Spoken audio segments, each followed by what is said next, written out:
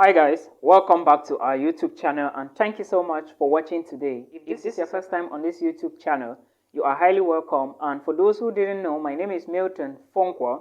Alright, if you are new guys, click the subscribe button below and subscribe to our YouTube channel so that we can build a platform. Thank you so much for understanding. Today's video I'm going to be talking about Schengen visa and how you can apply for the Schengen visa. The Schengen visa is a visa that enables you to travel to all 26 Schengen countries within the Schengen zone and equally stay for the Schengen zone for up to 90 days maximum, and it is called the short stay visa. So what you need to know is I will be talking about the Schengen visa, and I will also answer the question, can I live or remain within the Schengen zone with the Schengen visa, which is basically the tourist visa?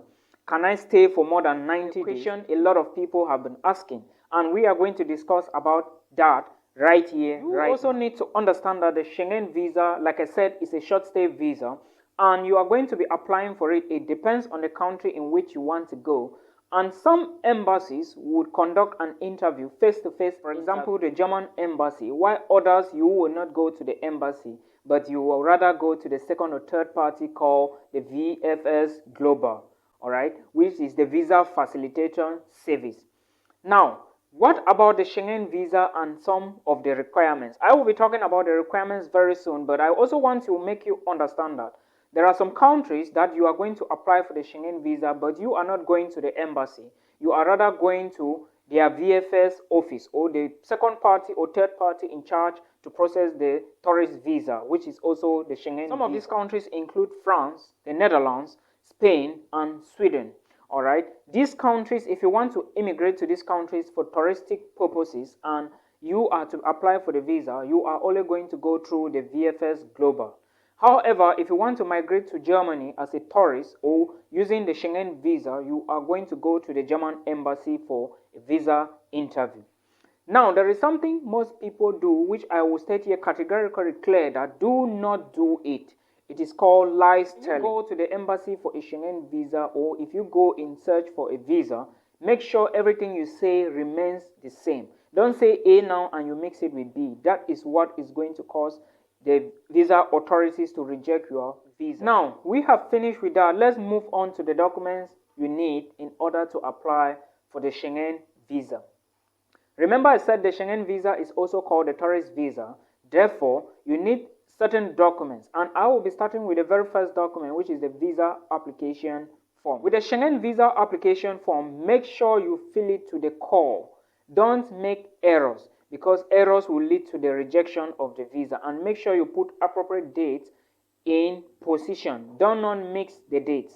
Alright, because if you lie, they didn't know. These are experts, and of course they will equally catch you. Alright, and if you are catch or if you are caught, if you are caught for the very first time, you would be banned from entering the Schengen zone again. That is why I always insist that use your personal documents, alright, because some people have this notion of faking things, which at the end of the day gets them into problems. Now, apart of the visa application form, you also need to provide your visa passport documents. So I would say that before you apply, make sure you check the embassy. The second document you need, alright, to submit to the embassy is the passport. Now, there is something about the international passport that international students don't know. You cannot be applying for the Schengen visa and your passport is left just 2 months to expiring date. Alright? So what I'm basically trying to say is, if you must apply for a Schengen visa, which is the tourist visa, make sure your passport is not expiring anytime soon when you are leaving the country. For example, if you are moving to the Netherlands and you are staying in the Netherlands till December, and your passport will be expiring by December, it is not going to work for the Schengen visa. In case you are to leave Netherlands by December and you apply for a Schengen visa, whereas your passport is just 3 months, you will not get the visa because you need to be in there for at least 3 months. Your visa needs to be granted for at least 3 months. Then when you return home before your passport should be 3 months. I hope you get the point. That is to say, when you leave the country in which you are going there for touristic purposes, then you come back to your home country, that should be the time your passport should be at least 3 months to expiring date. Alright? So never you apply for a Schengen visa when you are still to apply for the visa and your passport is maybe 4 months, 5 months, 6 months. It is disastrous. All right, that is what you should know. Now, the next document I want to talk about is the travel insurance. The travel insurance is the document that covers you in case you are sick or maybe an accident occurs, which is something we do not pray for. However, these European countries don't require you, they don't want you to come to their country. And maybe when you are sick, the burden should be on the government. So what basically you need to do is you need to pay for your travel insurance. Now, I also want to draw your attention to the fact that you are not just paying for any type of insurance. You are going to pay for the insurance that covers your European travel in terms of policies of the Schengen. For example, there is a policy which says that if you must travel within the Schengen zone as a tourist, your medical insurance should be 30,000 euros. If you check the Italian embassy's website and go to the tourist section, you are going to see what I'm saying. If you check the German embassy website and most of the European countries, especially the Schengen countries, you will see all these details. But that doesn't mean that you are going to pay insurance for 30,000 euros because you can't afford that amount of money.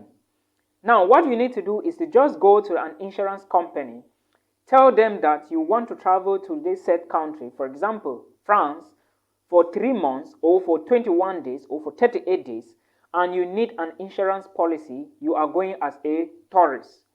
Make sure you go to a legit insurance company because I have cases where people have been scammed and given fake insurance.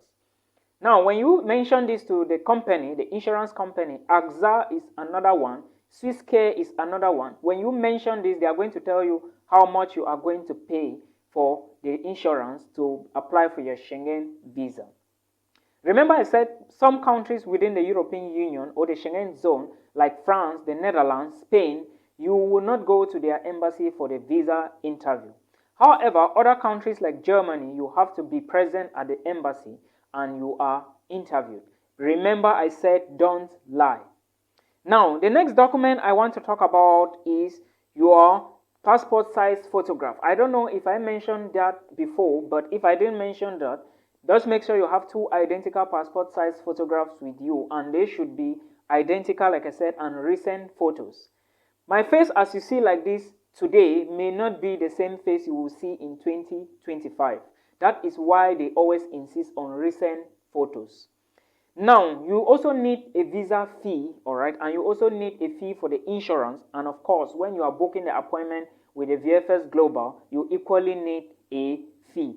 So you are paying for the VFS Global appointment, you are paying for your visa fee, you are also paying for your medical insurance. These are basically the things that you are going to pay money for at the level of the visa before you apply. Now, another important document, very important one you need is the proof of funds. If you must travel to the Schengen zone, I must tell you that the amount that you need to be in the Schengen zone for 1 day, especially in France, if you want to move to France, they want you to show that you have at least 100 euros a day to spend. However, if you must move to France, know that the minimum amount of money you should have, not just France but Europe, the minimum you should have in your account or to prove that you have money to be paying your bills should be 3,000 euros or 3,100 euros, which is closer to around 2 million CFA francs in Cameroon money. Those from Nigeria, that should be around 1.7 million naira. You should have this money ready in your account before you start any process to apply. That should be the minimum. Again, if you don't have this money in your account and you have a family member, a parent or a sibling, take their bank statement showing that amount or more. Take your own bank statement irrespective of the amount inside. Then let the person who is giving you his bank statement, sponsoring you, should write a letter of sponsorship and give it to you to give to the embassy. This is how it is going to work, and this is what you are going to do. Anything shorter than that or smaller than 3,000 euros, you are putting your own self in danger, because I believe that you can still have it, the visa, but the money is too small because they automatically know that you are going to be moving from one country to the other. I hope we understand how these things work. Now, remember I said for France, the cost is like 100 euros a day. For Turkey, it is like $60 a day.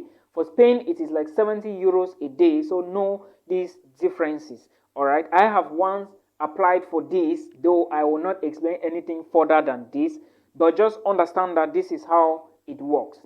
For those of you in Northern Cyprus who have been asking me if you can apply for visas in North Cyprus, understand that North Cyprus embassies, the few that are there, I think 4 or 5 or 6 or so, they will never give you a student visa, or even if they want to give you a student visa, it will not be to these renowned countries. All the people I know in Cyprus got their visas, the VFS visas or the Schengen visas from the embassy. So you have to be very wise and be careful because a lot of thieves are out here manipulating people. However, if you have already been exhausted or if you don't know how to go about this, I would suggest you always read the embassy website so that you know every details that is on it. When you read the embassy website, make sure you click all the links that are there. If you find difficulties reading, always inform me on the comment section of the YouTube channel. I will put the links there, even the links you are going to be applying for or the links that you need to do certain things so that you can check easily. I hope you understand and I hope you enjoy your video. Please do not forget, respect is reciprocal. Make sure if you are targeting something, make sure that the people also respect you. But however, do not forget, this is for humility's sake. Give elders the respect they deserve. So this is all about the Schengen visa and what you can do in order to grab your own Schengen visa. For Cameroonians, those of you asking me that can I study with 1.5 million CFA francs, this is a visa you can check. Now, moving further to the last tip, is it possible to study without drinking water? Is it possible? Is it possible? What I'm saying is it possible to get the Schengen visa in case you are coming from Africa with an HND? Yes, it is very, very possible. You can get the tourist visa if you are coming from Africa, all right? It doesn't really matter. It is not a study visa you are applying for, but sometimes some people get very fortunate. That is what I can say. Now, if the video helped you, first of all, apply now, all right? If it helps you, give it a thumbs up and do not forget to subscribe. Until we meet again in another one. Peace.